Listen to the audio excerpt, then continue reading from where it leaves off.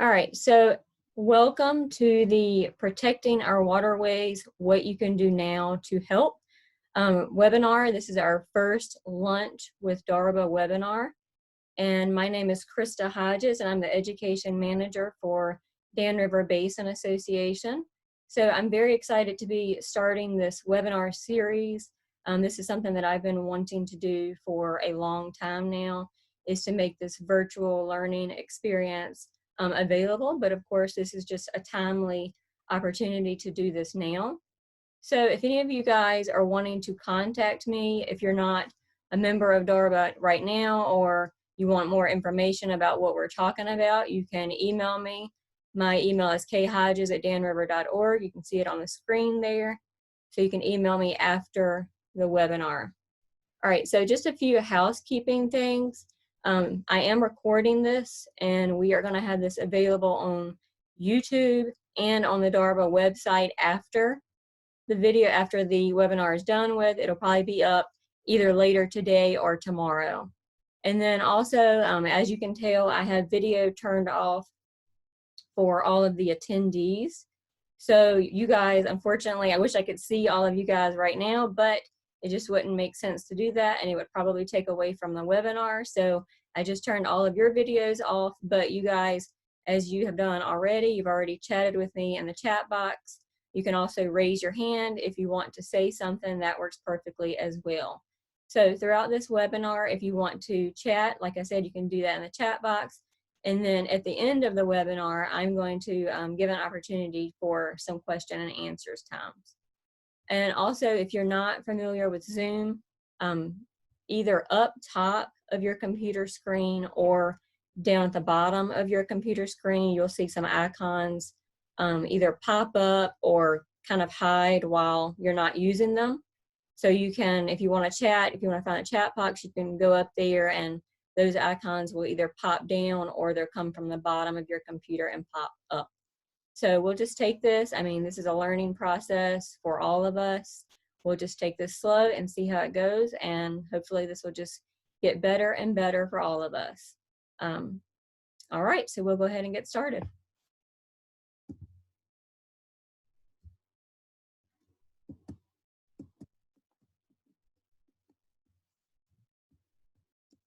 There we go. All right. So if you're not familiar with the Dan River Basin Association, our mission is to preserve and promote the natural and cultural resources of our basin through recreation opportunities, education opportunities, and stewardship. So I'm the education manager, and primarily what I do is go out and do educational presentations, experiences, and stuff like that with students of all ages. They can start as early as pre-K all the way up to college and even into adults, of course. So we do a lot of interesting opportunities like recreation. We build trails, river accesses, and then stewardship projects such as cleanups, river cleanups, trail cleanups, those kinds of things. And stewardship is specifically what I'm going to focus on today. So this is our map of the basin. We cover 16 counties between Virginia and North Carolina. And you can see it's all the way, you know, from the headwaters of the Dan River in Patrick County, all the way down to Carr Reservoir. Philpott Lake is in there.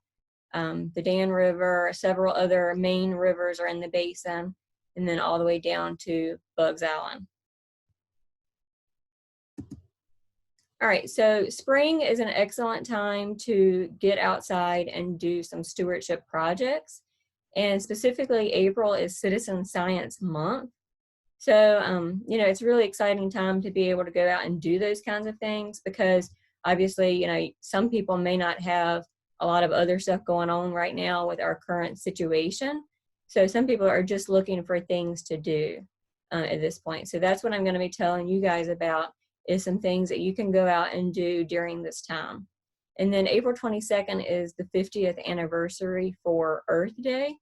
So I saw somebody earlier talking about on that particular day, on Earth Day, just go out and do a cleanup.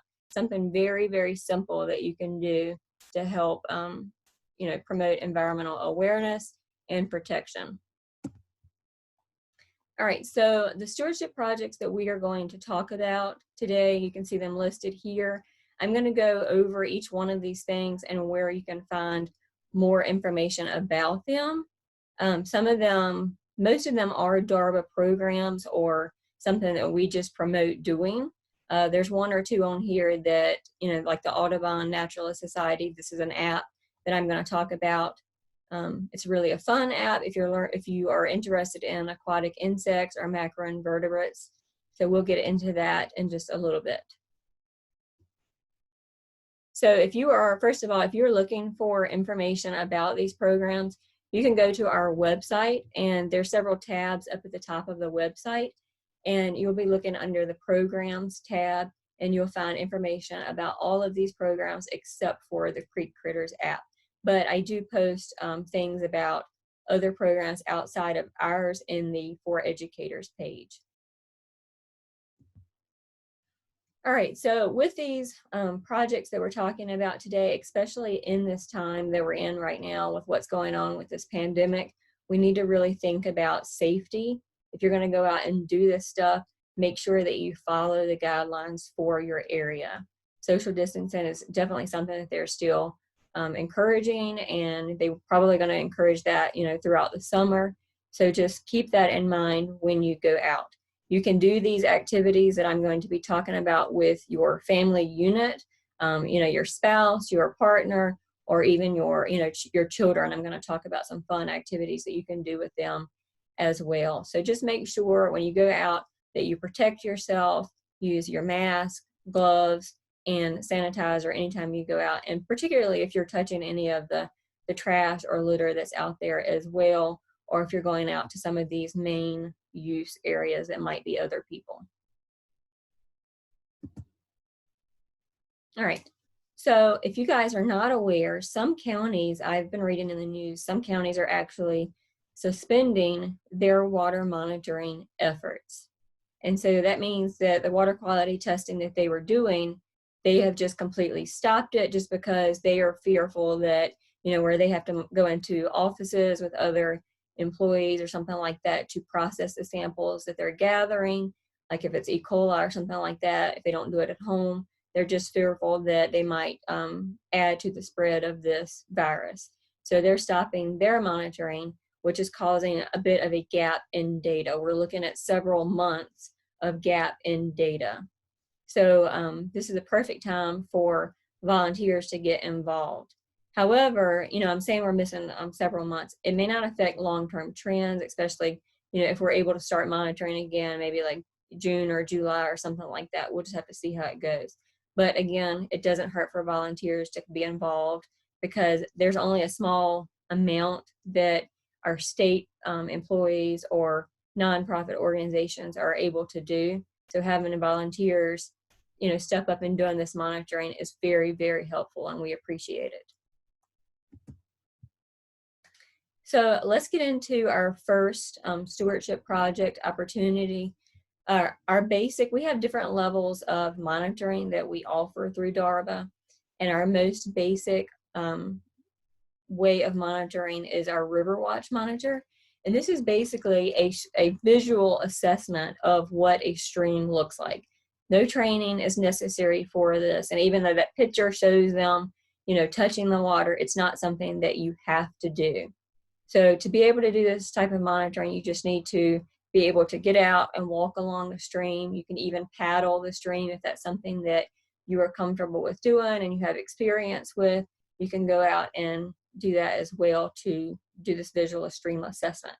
So when you go out, you're going to be looking for things like unusual smells, erosion problems, any litter that's in the stream, dead fish or leaking pipes, those kinds of things. Anything that you might see and say, this doesn't look right, this isn't normal, maybe I need to report this to someone, maybe this is a threat.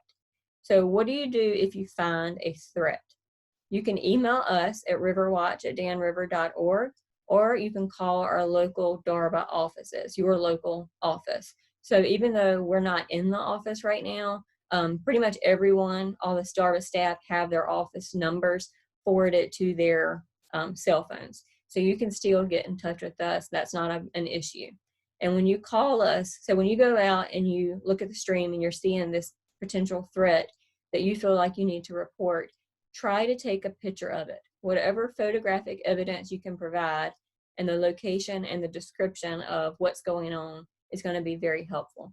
So when you call in, just make sure you provide those things that I just talked about, and your name, and even the time that you were out can be helpful as well. Okay. So another project that you might be interested in participating in, now usually riparian buffer projects is something that can be done in large groups, but if you have you know, land that's along a stream, even just a small area along a stream, you can participate in a riparian buffer project by doing it on your property with your family unit. So if you go to our website and look under our programs tab, you'll find information about this riparian buffer project and what all it entails. You'll learn that riparian buffers are obviously our most valuable protection a stream system has against outside influences. So some of the pollution that we were talking about, it helps keep those pollution from entering the stream. It helps control erosion issues, and it provides habitat for animals, wildlife in the area. And then it also helps hold back that nutrients from getting into the stream that might be harmful as well. Like if you have cows or something like that that are getting into the stream, some of that waste getting into the stream, you know, that's not supposed to be there, that can help prevent some of that. And of course, using a fence as well to keep the cows out. But one of the really good ways to prevent that as well is a riparian buffer. And so again, going on our website, you can find a riparian buffer guide, and I'll show you a little snippet from that on the next slide in just a minute. And then you can also find, if you're looking for, if you're thinking, okay, I want to plant a riparian buffer, what's some plants, what's some trees or some plants that I can plant in this area that's going to be native. You can also find on our website a native plant guide for Virginia. And most of those plants are probably going to be pretty similar for North Carolina as well. So a couple of snippets that I think are going to be helpful for you if you're interested in doing a riparian buffer project, or particularly the native plants, like why they're beneficial, why you should think about doing native plants over something that's not native. Particularly, you know, it requires less water, less maintenance. Some of them are probably drought tolerant to this area, and they help control temperature, which non-native plants can do that too, but native plants are probably more specific to this area and controlling those kinds of things. Reduce stormwater flow, reduce erosion, have lower maintenance costs. I talked about that just a second ago. And then also, they are better adapted to climate change and pests for the area as well. So that's just something to think about, why you should plant native plants as opposed to something that's non-native. And then also, we get a lot of questions sometimes about how big a buffer should be. You know, is just a little row of trees along a stream really a good buffer? Well, the answer to that question is it just depends on what its intended purpose is. So you can see that little graphic there at the bottom. You know, your wildlife habitat buffer is going to be larger than if you're looking for something just for bank stabilization. So, but really, the more buffer that you can provide, the better it is in the long run. Because if you have a flood or something like that and a tree falls, you know, you're just losing a little bit of that buffer anyways. And personally, I've seen, you know, some erosion happen just from like these floods that we're starting to see flooding already from the springtime, and erosion happens so fast. And if you have just a small buffer there, it can go away pretty quickly. So the bigger the buffer, the better. All right, so another fun thing to do if you're looking for an activity to go out and do with your family, like if you have children, our riparian buffer assessment form. If you're not really familiar with, you know, riparian buffers and what kind of things that you're looking for along the buffer, this is a really neat form to use. And I've just provided a little bit of the form here through a snippet, like a picture, a graphic for you to see, but you can find this particular form on our For Educators page. And it's just a link that you click on and you can download the form. All right, so another fun activity, if you're looking for something really, really fun to do with your family, just to keep your children entertained, to keep them busy, and to keep them maybe off of the screen or off the TV, just to get them outside. This is a really fun app. If you're not like familiar with macroinvertebrates or identifying them, or you just want to kind of show it to your kids, look up this app, the Creek Critters app. You can go to the Naturalist Audubon Society website and look up Creek Critters, and you don't have to have any training necessary to use this app. You can download it for free on any kind of phone, and it's very self-explanatory for how to use it. And as far as using equipment, for macroinvertebrates, we have to have specific kinds of equipment. But if you have something as simple as like a butterfly net, you can go out and do this app with your family, and it's so much fun. But you can see down there at the bottom in the infographics, like what you're going to be seeing when you're pulling the app up. You can collect critters. And also when you're using that app, it gives you an opportunity to just use it as like a practice session, or as an actual, like, finding the critters and reporting that this is what you're finding. So if you decide to use that app, make sure you just distinguish between the two if you're just kind of playing with it, because it actually does report back to the Audubon Naturalist Society, and they keep track with it, and that's how they keep their records. So, but yeah, you can see there at the bottom, if you find something, like it tells you how to rub the rocks, which direction you need to be standing, look at the water flow, make sure you're paying attention. And then when you collect the macroinvertebrates or the aquatic insects, it tells you what you need to be looking for. Does it have a tail? Does it not have a tail? And then you can click on it and go from there, and it'll tell you what it is and what it can be easily confused with. All right, and then it'll even tell you if it can tolerate pollution or not. So it's a really fun app. And even if you're not planning, to take your family out, it's just something you want to do yourself, try it. It's a lot of fun. Okay.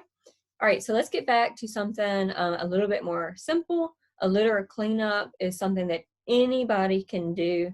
Like I told you earlier, I saw on Facebook someone was advertising on Earth Day, just go out and do a litter cleanup.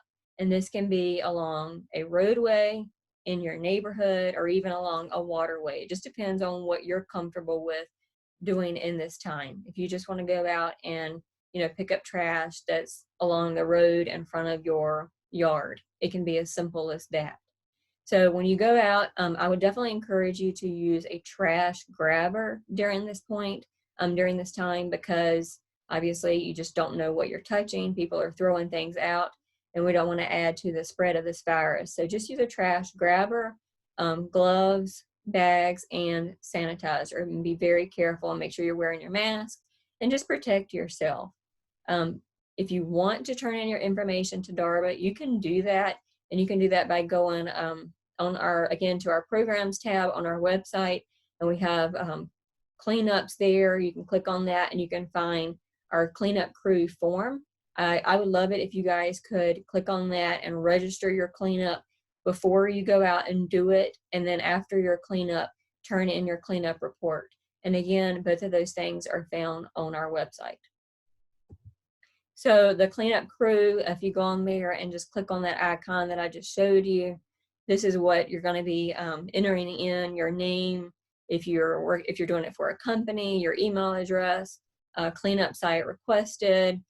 And you're probably going to be picking your cleanup site at this point. Number of participants, remember to keep that number very, very low, just to you, your spouse, or your family unit. And then what time you're going to be doing it and what time you're going to be ending. It can be as short as 30 minutes, or it can be as long as an hour, whatever you're comfortable with. And then finally, your cleanup event summary. This is just a way for us to keep up with how many volunteers are going out and doing this, and then how much trash, how many pounds of trash are being collected. So just a summary of your report. And again, you can find both of those things on the website. All right, so with everything that's going on right now, we are seeing what I call a situational litter problem. This is very, very sad.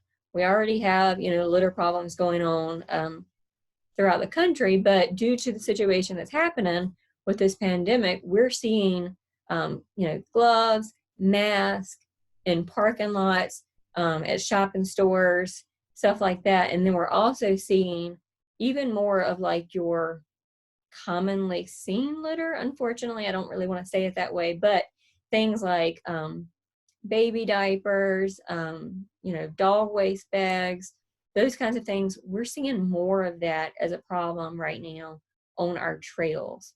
Why? I don't know. Maybe people don't want to don't want to go over and touch the trash cans, but that is no excuse. Anything that you're bringing in, anything that you're, using on the trail that's yours, you should take it off yourself for sure, especially if you don't want to use the trash can that's probably along the trail, if it's a public trail or something like that. Just take it off with you, okay? Just take it home. We don't want to see any more problems like this. It's very sad. All right, so another stewardship project, a water protector certificate. Now, this is particularly something that if you are not interested in going out right now, but just because you're just, fearful, you may not be comfortable with it or whatever, this is an easy way for you to stay at home and participate in a stewardship project that DRBA has available. And that, again, that's our water protector certificate. You can go on there and fill out an application online on our website, or you can print and mail the application. And what that application includes is just for ways for you to adopt water-friendly practices, reduce pollution that may be, on your property, things that you could be contributing from your home, such as things like going down the drain, don't put grease down the drain or something like that. Maybe oil that's coming from your vehicle, maintaining your vehicles, those kinds of things. Minimizing your water use. If you are, someone that has to water a garden or something like that, it kind of promotes rain barrels. And then also other sustainable household practices. All right, hopefully everybody is still doing all right.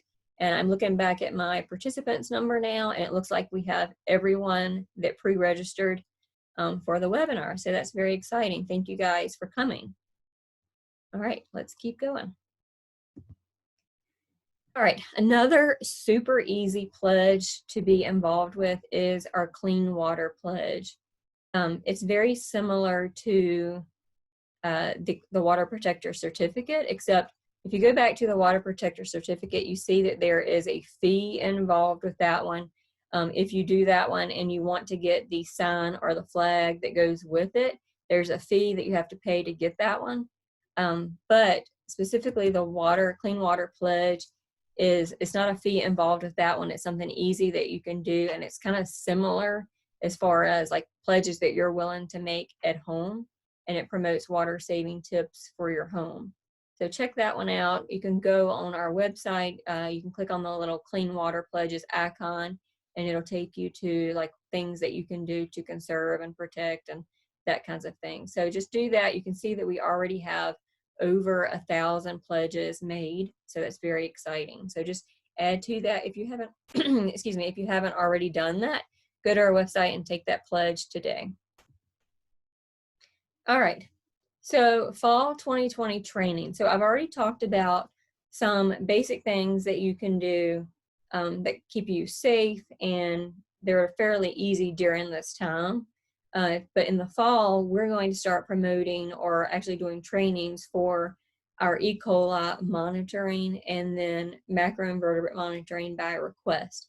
But specifically, the E.COLI monitoring will be in Caswell County, Danville, and Pittsylvania County.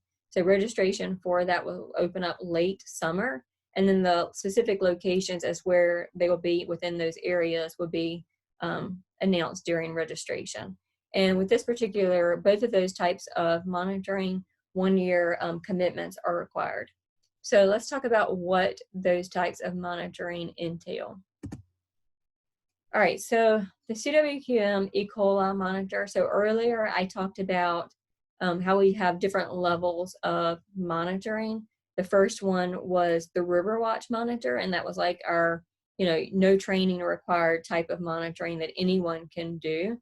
But if you're interested in this E. coli monitoring, it does require training, and I said that we're going to do that in the fall. It's a very simple training that will probably last for about 2 hours, roughly hour and a half, 2 hours. And what you're going to do with that type of monitoring is you're going to pick a designated waterway site, and that could be at, if you have a stream or river in your, on your property, that could be your potential monitoring site. But if you don't have a site in mind, DRBA will pre-select some sites and have those available for you to choose from. You will collect a water sample, and what you're testing for is the presence of coliforms or bacteria in those samples. So you're going to collect the sample and you're going to plate it, and then you're going to incubate it or leave it at room temperature as long as your house stays fairly warm, and let that sit for about 48 hours. And then you're going to count the colonies and see how much E. coli is present in that test.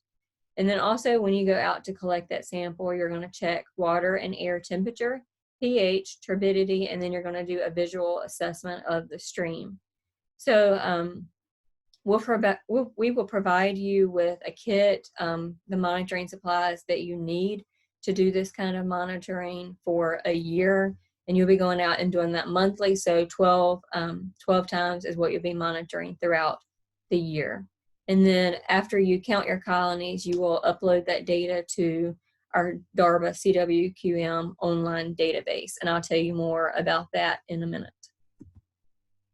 So I talked about E. coli. It's the primary bacterium in the human and animal intestinal tract. So warm-blooded animals.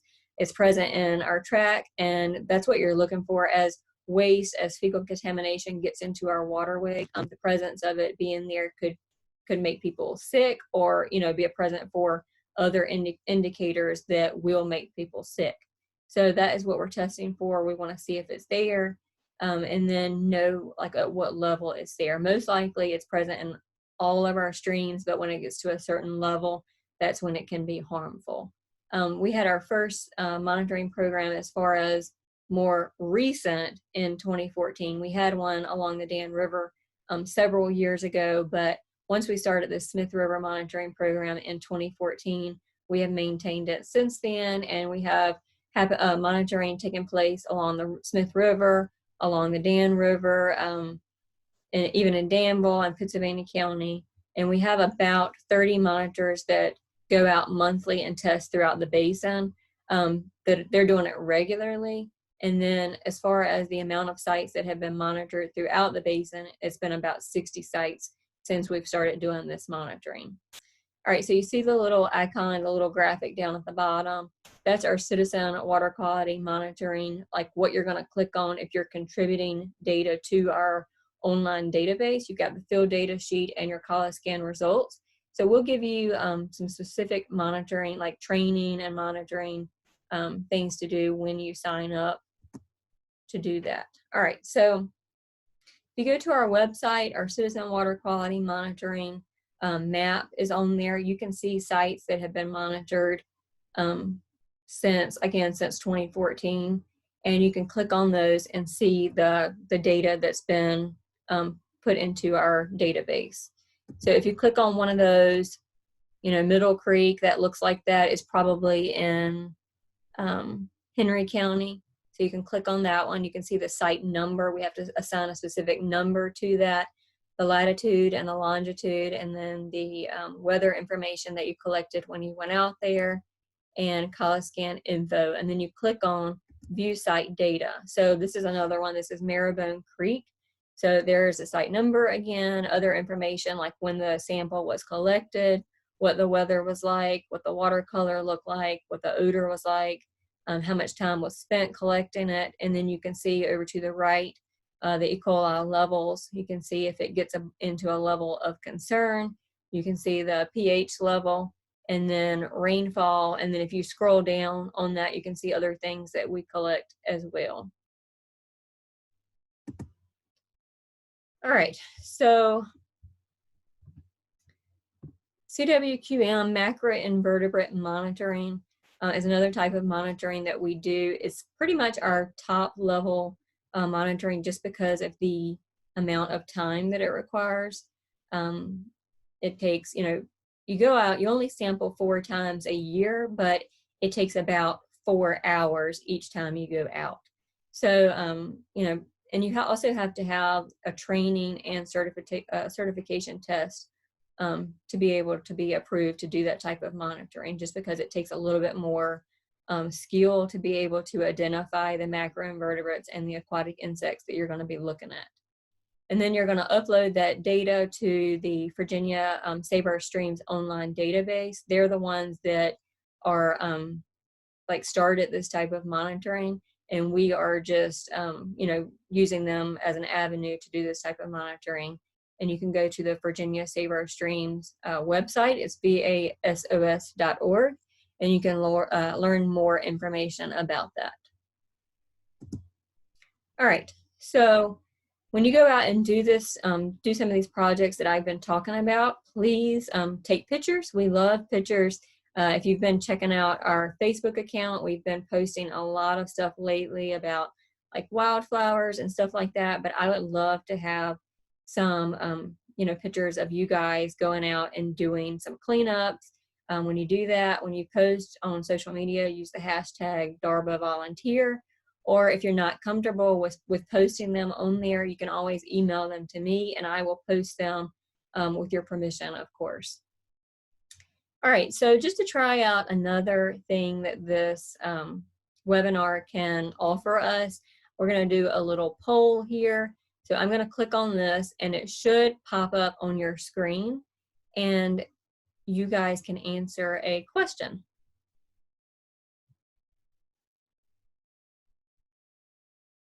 Hopefully everyone is seeing the question.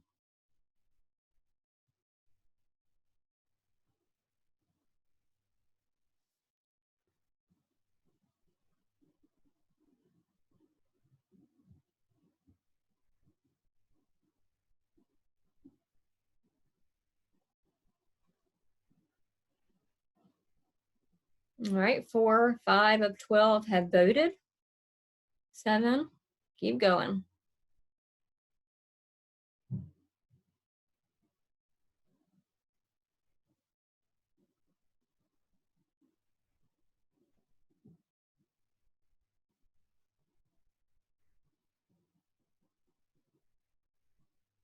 All right, so I'm going to end the poll. Everyone has voted, and I am going to share the results with you guys. All right, so you can see what stewardship project are you guys most, are we planning to participate in? A litter cleanup is voted number 1. And then the Creek Critters app or a riparian buffer planting. So that's cool, I'm excited to see that.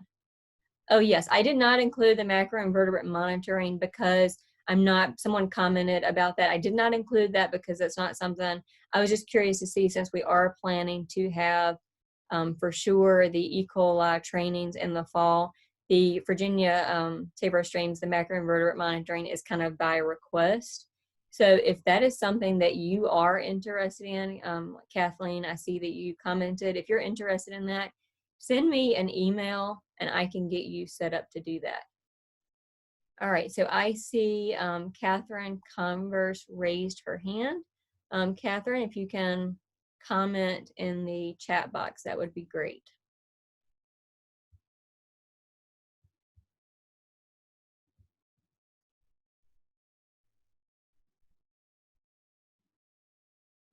Hopefully you guys are able to find the chat box. Let's keep going a little bit further. I have a little bit more to add to this webinar. All right, let's see. All right, so our Lunch with DRBA webinars, like I said, this is something new that we are doing. I'm very excited about it. This is something that I've wanted to do for a while. Next week, we have a rain barrel webinar coming up and talking about how to reduce your water footprint. I'm going to be doing that webinar, and then on the 29th, we're going to be doing a virtual tub of bugs. Brian and I are going to be doing that webinar together. And then we're also talking about, Brian wants to do a snakes webinar, And then he's going to do a recreation project update. He's working on a lot of projects right now, so he wants to talk about that one and update you guys with what's going on that one. And then I'm also excited about doing some teacher-specific webinars, maybe talk about some MeWes, or even talk about how teachers can start their own green schoolyards. So for any of these webinars, you have to register to participate. So please share with your friends, anyone you think might be interested in these. I'm going to promote some of these, like probably any of these really, to teachers, and if they want to share it with like students or you know, children, they would really enjoy like the tub of bugs or the snakes webinars. All right, so do you have comment in the chat box, please? Do you have any webinars that you would like to see from DRBA? So would 429 be worthy of sharing the link with my students? Yes, that's what I was just saying. It would be really cool to share that with students and get them, you know, learning about the macroinvertebrates.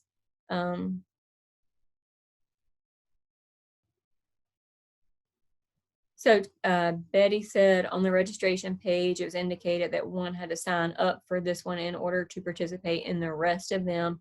Can that be changed? Oh, so I'm sorry if that was the way that that came off. You can definitely like register like based on which webinar you want to participate in. You didn't have to register for this one to participate in all of them. So we'll have the links up for each individual webinar as they are available. I think we'll have the one for the rain barrels up early next week, and then the one for the tub of bugs will be up very soon as well. So you just have to register for them in advance, but you don't have to have already participated in this one to participate in other webinars. Hopefully that makes sense. Can webinars include outdoor settings? All right, so let me just say that this, again, this is a learning process for all of us, and your, at least on my end of things, the internet connection has to be very reliable for this Zoom account. So I would love to do it outside as long as we're not too far away from the modem or something like that, because you see I have the little video going so you guys can watch me as I'm talking. Even something like having that video running is basically real time. It takes a lot of bandwidth. So we'll just have to see how it goes. That's something that we can think about and just kind of test out before we launch an actual webinar. So I'm hoping we could do that. That would be fun. But we are planning to do these once per week, at least probably through May. But like I said earlier, this is something I've been wanting to do for a long time. So I would like to be able, you know, even as things get back to regular, this is something that I would like to keep up. So we'll see how it goes. All right, any other questions? All right, fantastic. Thank you guys again for coming. Like I said, I recorded this and I'm going to make it available for, you know, other people that didn't get to participate during this time. I'm going to make it available for them to watch this webinar. All right, so I'm going to shut things down now, and you guys take care and stay safe. Thank you.